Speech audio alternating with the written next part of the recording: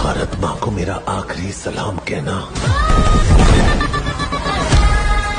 एक सोल्जर ये नहीं पूछता देश ने उसके लिए क्या किया। गाइस नमस्कार, कैसे आप लोग? उम्मीद करते हैं कि आप लोग बढ़िया होंगे। तो आज हम बात करने वाले हैं शाहरुख खान की फिल्म पठान, जो अभी हाल ही में रिलीज हुआ है। इस फिल्म के ट्रेलर को फैंस ने काफी पसंद किया। इसके बाद पठान के ट्रेलर को बुर्ज खलीफा पर दिखाने की बात चल रही थी। अब इसी से जुड़ा एक वीडियो सोशल मीडिया पर जमकर वायरल हो रहा है।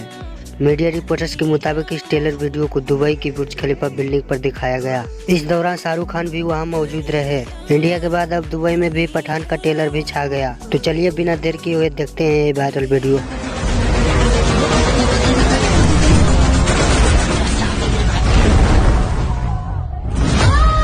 अपनी भारत माँ को मेरा आखिरी सलाम कहना। एक सोल्जर ये नहीं पूछता देश ने उसके लिए क्या किया, पूछता है वो देश के लिए क्या कर सकता है। जय हिंद।